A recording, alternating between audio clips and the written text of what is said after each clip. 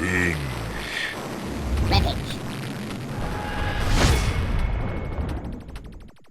Hey everybody, welcome back for a brand new video about that show where shit just got real all over again, The Walking Dead. Warning, beyond this point there are spoilers for people who are not up to date in The Walking Dead TV series and comics.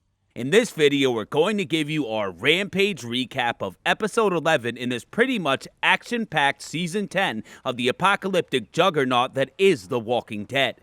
The Battle of Hilltop is finally here, and it doesn't seem like it will disappoint, except for the fact that it's broken into 2 episodes. Episodes 12 and 13 were shuffled last minute, and we believe the network may have gotten antsy about a 2-week cliffhanger and opted to air the battle back-to-back. We're glad they did, but we really need to see part 2 ASAP. The opening minutes of episode 11 revolve around the Whisperers, highlighting Negan and Alpha's fast-moving relationship. After a little consensual, non-consensual BDSM, the Whisperers get on the road.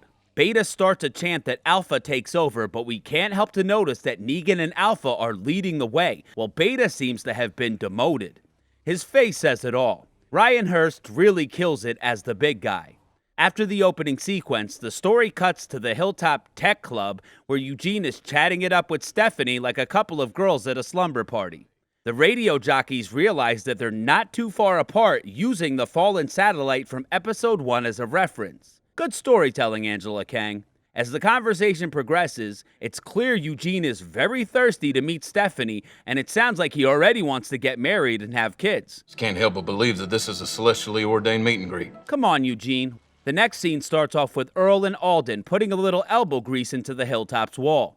Alden notices that a stranger is with them and is immediately suspicious. Wonder why?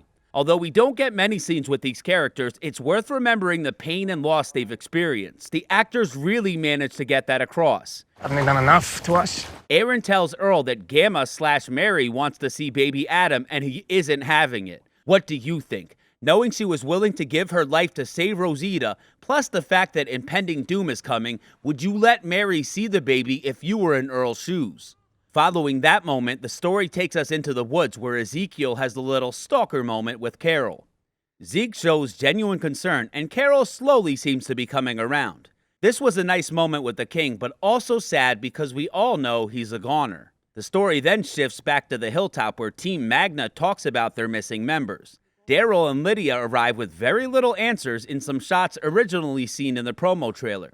The group is itching to get out and find their friends, but Lydia warns them about her crazy ma coming to town. After a commercial break, we're back in Eugene's lair, only he isn't there. Rosita hears Stephanie and immediately cockblocks Eugene. His reaction is priceless. Poor Eugene, but we're proud of him for standing up for himself. You just made me break my promise. Now go! Before I see something I truly regret. The next scene is from one of the sneak peeks we've already seen of Negan trying to convince Alpha to spare the survivors. It seems like he's trying to save lives. What do you think? Are the former savior's intentions pure? Alpha wants to know more about Negan's plan, but we don't get to hear that convo as the story once again is pulled back to the Hilltop. There is a town meeting / Whisperers hate session happening, and Earl is all about going out blasting. Aaron is thinking about the kids, and Daryl agrees that it's the right move. The meeting breaks up, but it seems clear Earl won't be satisfied until he tastes Whisperer blood. After that, we see Daryl rounding up the children, and Judith doesn't want to sit at the little kids' table. I want to fight. God bless her. She did put a bullet in Beta after all. The mission to get the kids out meets swift failure as Daryl finds a blocked road, while we get reminded of the Season 6 finale, and so does Daryl. It's Negan. He's with her now. The kids return without any ice cream, and Magnus' group starts freaking out. Earl and Diane are all about fighting, and we get a great speech from him that reminds us of Mick from Rocky. Get up, you son of a bitch! The story cuts inside where Ezekiel is caught by surprise by Carol, who finally notices his cancer. The two have a powerful moment before the story cuts away to Gamma approaching her baby nephew. Alden is all over this, though, and immediately grabs her up. We kind of feel bad for Gamma, but understand Alden's point of view before he takes the baby away. After that moment, we're back with the Queen and King finishing their most recent fling for old time's sake. The next storyline is Eugene and Rosita's, where she apologizes to him and also calls him out for having no game. Well, it's Eugene. We finally get this moment from the earlier trailer as Ro dares him to kiss her, but he doesn't pull the trigger. This is another solid moment in the episode as their friendship shines through. Although we wish there was more battle in this episode, the writing and character interactions were top of the line.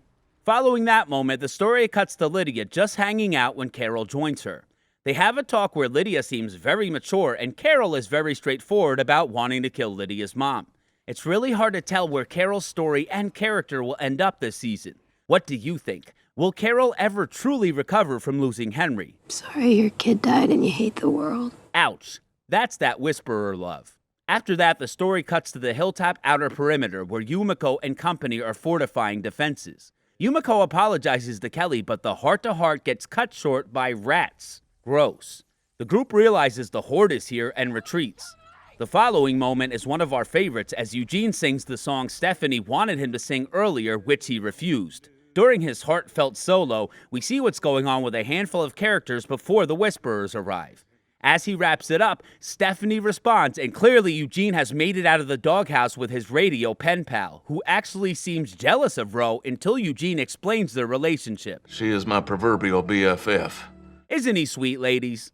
Stephanie proposes a meeting, and Eugene seems like a new man before he's called down to fight, and he doesn't even look scared. Imagine Eugene actually gets this girl, he just might take over the Commonwealth. After this moment, we get another rock-solid scene as Daryl and Ezekiel have a heart-to-heart. This is possibly the exact way a guy might tell a dude he has the big C. Nah, I got cancer.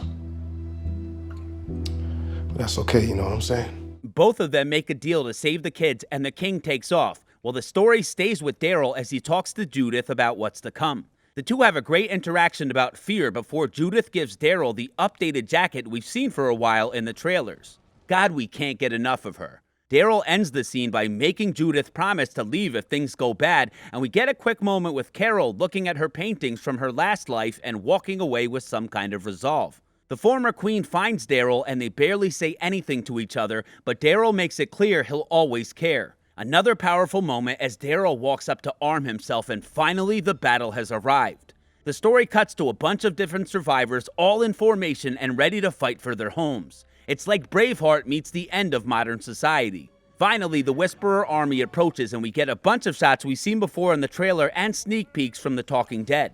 Unfortunately, Eugene's electric fence fails, but we get a cool walker kill out of the deal.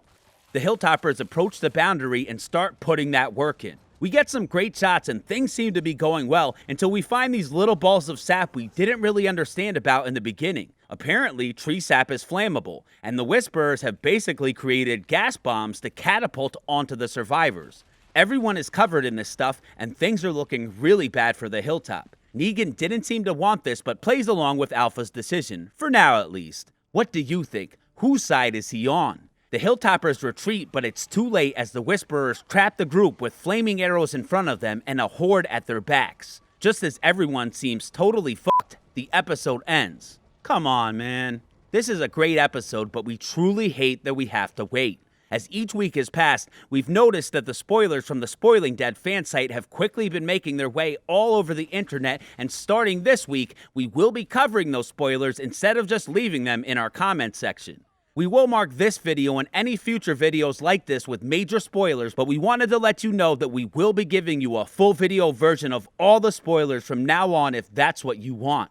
What do you think? Who will die next week? We think both sides are going to have casualties, but you just never know with this show. Thanks so much for watching our videos, everyone. As always, we're on the lookout for new spoilers and promos to help prove or disprove our theories about our favorite show that's turned into a medieval war zone, The Walking Dead. Please let us know your thoughts in the comment section below. Follow us on Instagram and Twitter at Binge Rampage. Click the notifications bell for our channel so you can see our next video as soon as it comes out. And don't forget to subscribe. I'm never gonna hate you.